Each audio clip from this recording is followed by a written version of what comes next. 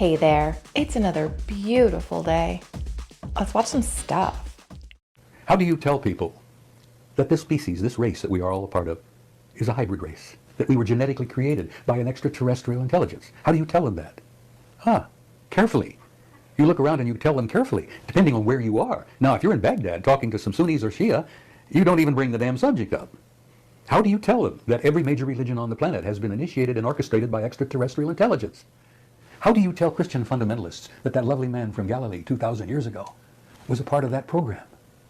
You don't tell them that unless you've checked the exits and know how the hell you can run and get out of the house. He's got a very valid point. How do you tell somebody something like that? I mean, that's quite a culture shock, if you will, to find out that there's a good possibility that we're like hybrid of aliens, which is super cool in my opinion, although it may or may not be true. But to accept it, it's a rather difficult thing for a lot of people. There is a global experiment that's performed on 1.6 billion people across 70 countries twice a year, and it's called daylight savings time. Now, in the spring, when we lose an hour of sleep, we see a subsequent 24% increase in heart attacks. What? In the fall, in the autumn, when we gain an hour of sleep, there's a 21% decrease in heart attacks. So it's bidirectional. Wow. That's how fragile and vulnerable your body is to even just the smallest perturbation of sleep. 1 hour. 1 hour. I never actually thought of it as like an experiment like that, but it is interesting because here in California, many years ago, the people here voted to do away with this daylight savings time, yet just on Saturday night, we did it again. And it is an interesting transition. It's hard to go to sleep at night at the same time, and then you have to wake up earlier, and it's a little stressful in the morning. So I totally get why that would occur. But why do we do it? It needs to go away. We don't need it anymore. How can I help you? So I think there's a mistake on the bill, but maybe you could help me out. We got a bill, and then we realized that you guys didn't have our insurance, so we sent you the insurance, and it looks like the bill went up. It went up? Yeah, the first bill we got without the insurance was $600, and then the second one was almost $1,300. Okay. Yeah, so that the first invoice you received, that's a discount that you receive if you're uninsured. So you're not eligible for the discount since you are insured. And so the bill was $2,342.14. We billed your insurance. Your insurance only paid $1,078.85. Can I go back to the discount without the insurance? No, so you're insured, so you're not eligible for the discount. That absolutely blows my mind. It drives me crazy. But ladies and gentlemen, the American healthcare system. What if I told you that humans were nothing more than containers for souls? Imagine that Earth is a farm, but not in any way you'd recognize. This farm is vast, hidden in plain sight, and run by forces beyond us. Beings who don't see us as people, but as vessels for something far more valuable than flesh and bone. You, me, everyone we know. We're here walking around laughing, loving, hurting. But we're just hosts, filled up and emptied again and again. That's what I discovered during my time on the projects. Yes, I worked on those crafts, saw things not made by human hands. But it wasn't the technology that kept me up at night. It was the knowledge buried deep in those files, hidden in the shadows. Those beings, the ones who built the crafts, they're the architects of this farm. They control not just the skies, but what lies within us, keeping us in a loop of ignorance, feeding something I still can't fully grasp. You think we're here to live, to learn, to evolve. But what if we're just livestock? Our lives and struggles are only a means to an unknown end. And here's the thing. You weren't supposed to hear this. So ask yourself, can you feel them watching?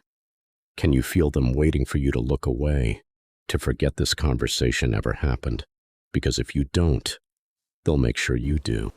I don't know about you, but that gave me the hibbity-gibbities a little bit.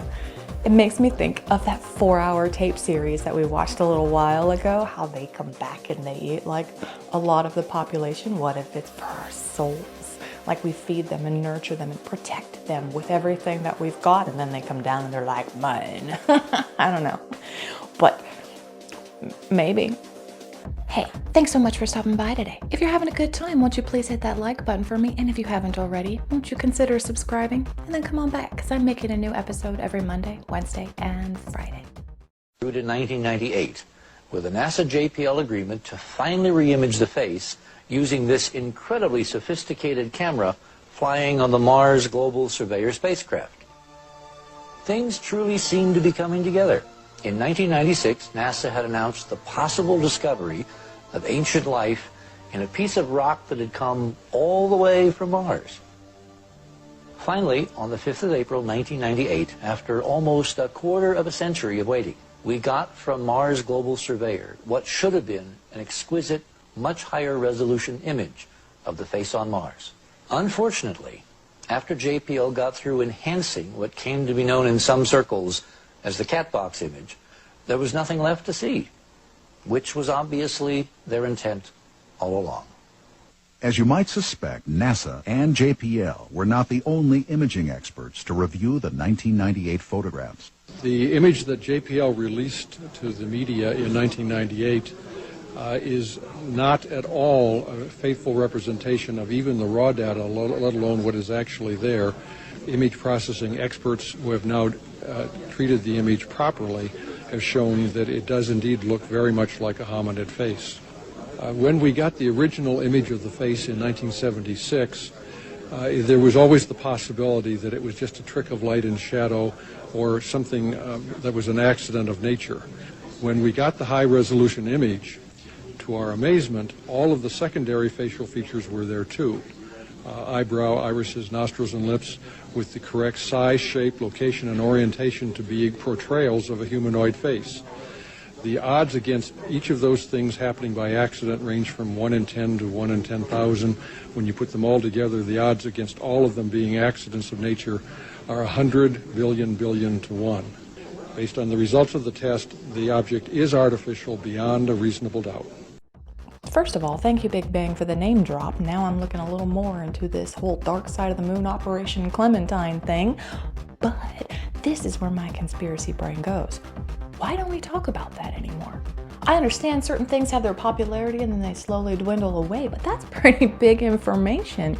And the way that they were able to enhance these images, do you remember 1990s, late 1990s images and early 2000s internet downloading images that took this amount of time to load? And they had 1.6 million images from the dark side of the moon. Hello? Obviously, it's because they have advanced technology. I mean, we're starting to get it now, but that was 30, that was almost 30 years ago. And now we're finally just getting this kind of stuff. What do they got now? Could there be ancient bases on the moon, hidden in plain sight? Richard C. Hoagland, a former NASA consultant and science advisor during the historic Apollo missions, believes so. In his groundbreaking book, Dark Mission: The Secret History of NASA, Hoagland unveils startling claims about extraterrestrial structures on the moon. Crystal cities, towering spires, and even ancient cities he calls the Crystal Cities of Barsoom. Hoagland argues that NASA has systematically covered up evidence of these enigmatic artifacts. He cites imagery from the Apollo missions, as well as the Viking missions to Mars, which captured the first tantalizing images of the mysterious Cydonia region, including the infamous face on Mars. So why would NASA hide these discoveries? According to Hoagland, these revelations would rewrite human history, challenging everything we know about our place in the cosmos. That makes my brain go a little bit crazy because I start thinking about why they need to hide this information. If it is in fact on the moon, which I am inclined to believe that there is something going on the moon, why can't we know? Why do they need to hide it? Are they afraid we're going to freak out? Are they afraid we're going to damage our souls? And then when those beings come back to eat us, they'll be mad or something? I want to know. Well, The rich eat mermaids. Can't say I was expecting that, but can't say I'm surprised either. So, for those of you who don't know, this TikToker shared a story not too long ago about a gentleman who was commissioned to go hunt some exotic fish. He would assume that when you say exotic fish, he's thinking something sailfish, swordfish, or something crazier like that. So, for a couple of months, he's hunting down these exotic fish, and he's doing it for the rich and the elite out in the LA area. Then one day, he's actually invited to a special dinner party. So he thinks, okay, this is my big shot to go rub elbows with some of the important fancy people. And he goes over there and he has to sign the non disclosure agreement, and then he has to give up his cell phone, which, out of all of the Hollywood party stories that are floating around the internet, sounds pretty par for the course. He goes into this large dining room area, and there's this huge table set up with large windows set up to overlook the ocean. And at first it's just kind of finger food or what have you, but in the middle of this table, there's about this large 5-foot silver tray. And he's wondering what is under there. Could it be a shark? And he said it was about 5 feet long. This is probably a good time to mention that this is all alleged and there's not really a whole lot of proof behind this, but whether or not you believe it is completely up to you. As soon as they lift up the container to this tray, everybody just stops what they're doing. They're gasping, their just jaws are on the ground, and they see he can only describe it as a mermaid. And people, they're shocked, they have no idea what's going on. For the most part, there are some that are familiar with what's happening, and they dig in. They're eating this thing like it's a 6-foot sub or something, or a sushi boat. Like, the very idea of this is just mind-boggling to me. I mean, here you have a creature of myth and legend sitting right in front of you, and you're devouring it like it's an everyday occurrence. And of course, he has no idea what to make of this. He's thinking it's all fake, it's all tricks, smoke and mirrors or whatever, but like his mind can't process what it is he's looking at. So he decides to just, I'm out of here, I can't handle this, and so he takes off. So he's trying to get out of the place, but of course it's huge, it's a huge mansion. And this was the part of her story that really sent chills down my spine. He opens a door because he's lost, and on the other side of this door are fish tanks, huge fish tanks with all varying sizes of mermaids. And from what he describes, these creatures have a certain level of awareness. They know why they're there. They know somebody's there. As he's in that room, he gets visited by, I think it's the host or one of the hosts or something like that. It wasn't clear. He finds him and he says, "Oh, I see you found the pantry." I have to wonder, why on earth would the rich and the elite do this? As I mentioned before, there's a creature of myth and legends that anybody would give their right hand to see in person. Why would they do this?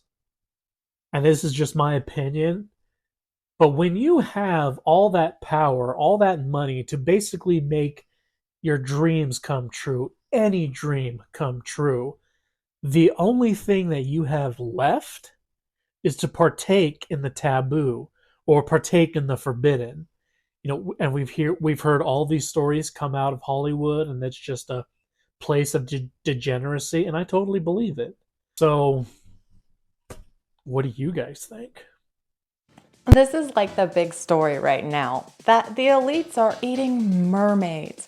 And what I think is interesting about this particular story is this fella was out hunting these fish, and he was shocked when he got there and they were eating a mermaid. Didn't he go hunting for them? I'm sure that's just an inconsistency in the story. I mean, the whole story is inconsistent because I personally don't believe that there are mermaids. I mean, I could be wrong, which is fine. I'm known to do that from time to time. But that kind of boils down to the reality of it. When the elites run out of everything they can do, they do the taboo. Remember, they used to eat mummies? I mean, that's terrible and insane, but I mean, it happened. So if there are mermaids out there and these elites are like, we're gonna eat them, would that be surprising? I mean, I don't think it's fact, but I mean, you know, these days it wouldn't surprise me. It may just be the story of how they can do whatever they want. Have you ever heard of a game called Werewolf? No. Everyone gets a piece of paper. It's either got villager written on it, but 2 have the word werewolf. Someone runs the game to make sure no one's cheating, and they go, okay, it's nighttime, everyone close your eyes. Werewolves choose someone to kill, and the werewolves go, they say, okay, everyone close your eyes, it's morning time, open them again. During the night, Francis was killed. There's then a conversation, and this is where it gets interesting, between all the villagers and the 2 werewolves over who the werewolves are. Then at the end of the day, the villagers have to decide who they're going to kill, and they say, well, we're going to kill Constantine. It's revealed by the person running the game, I'm afraid Constantine was a villager. And the game continues. The villagers win the game if they kill both werewolves. The werewolves win the game if they kill all but 2 villagers. And the werewolves usually win. The game was invented by a student of sociology in Russia who wanted to prove his thesis that an uninformed majority will always lose a battle of information against an informed minority. So that just shows when you have hidden information, you can completely manipulate a large group of people. That is a very interesting game. I've heard it before, and that is so factual, and that's why the few freak out when the masses start learning a little bit about their little secrets. The ratio of the golden section. Richard Hoagland, a former consultant for NASA, looking at the perfect pentahedral mirror symmetry of the DNM pyramid, notes, if I superimpose Da Vinci's famous figure, a man in a circle, over the stark geometric outlines of the DNM, the two conformed. The DNM seems to be a striking geometric statement of humanoid proportions arrayed on an alien landscape almost in the shadow of the central humanoid resemblance.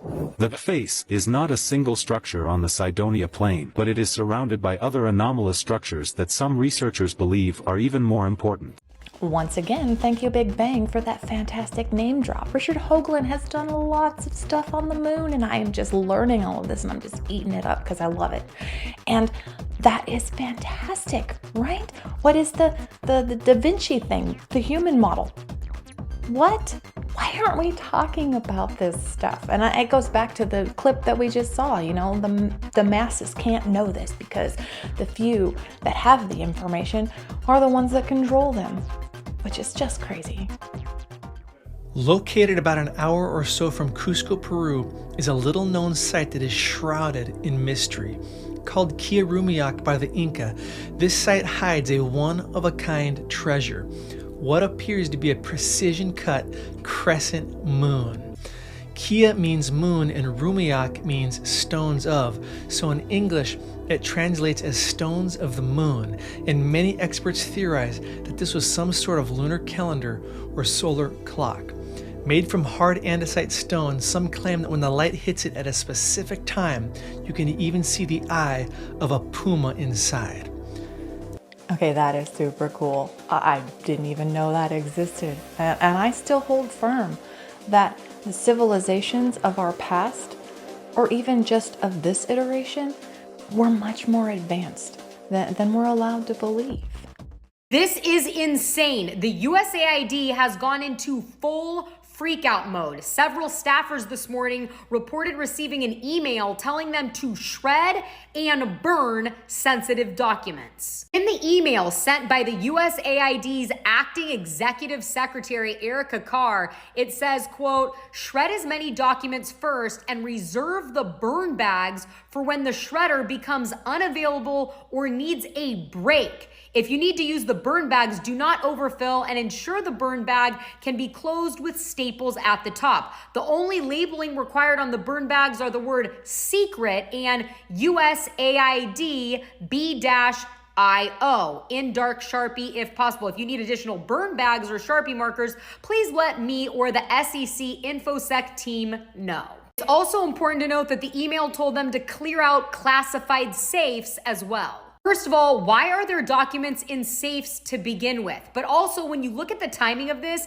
the whole thing is very suspicious. The Trump administration is currently under legal fire for trying to shut down the agency, and experts say that this level of document destruction usually happens when an embassy is under attack, not an office building in DC. Which I think leads everybody to the same conclusion. What are they trying to hide? I look at this from multiple angles. I mean, yeah, they're probably trying to hide something, but at the same time, maybe there are certain documents that are required to go through that process at certain times, but they are under a microscope right now. Who would send out an internal memo that anybody can get their hands on if you're trying to hide something? So maybe they were just following a certain process that they're required to follow for certain documents. I don't know, maybe I'm playing devil's advocate because I don't like to think that everybody is a liar. I mean, I do think that a lot of people are lying, especially in the government, but I'm trying to see this from multiple angles.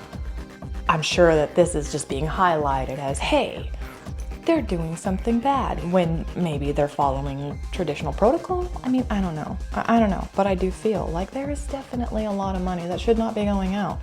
That is. This is for all the youngins out there that have never seen a recession, that have never seen a hard time. I'm gonna tell you how to survive, okay? And this is coming from an older millennial. I've seen the dot-com burst. I've seen the housing market crumble. I've seen a recession. Here's what you do. You go into the pantry, you get a piece of Wonder Bread out. You pop that bitch in the toaster. When it's golden brown, you take it out, you put some Betty Crocker on there, sprinkle some sugar, you sprinkle some cinnamon, and you eat it, and you're happy. All right? No more crumble cookies. No more $22 hamburger from some trendy brewery. The hayride's over. This is how you survive. He's not wrong. Just gotta cut back a little bit. Find the pleasures in the little things. There is going to be a little bit of a price rise and a lot of stuff, and you deal. You don't go out to these fancy restaurants anymore. You enjoy the little things. Did you guys see the video of the woman who now wears body glitter when she goes out on dates? Because, of course, married men can't touch her, can't do anything to her because they'll get glitter all over them because glitter lasts forever. And then this woman was like taking it a step further, and she's like, I think I'm gonna start wearing body glitter for like security purposes because nobody could touch me if I'm covered in glitter. You know, there will be remnants of me everywhere. And then I read in the comments that there in fact was a murder that was solved because of body glitter. And so I went down that rabbit hole, and sure enough, 2001, a 20-year-old college student, her murder was solved because of a piece of body glitter. Actually, it was red glitter. It was in her hair. It was in somebody's hair from a 4th of July party from Hot Topic. Body glitter.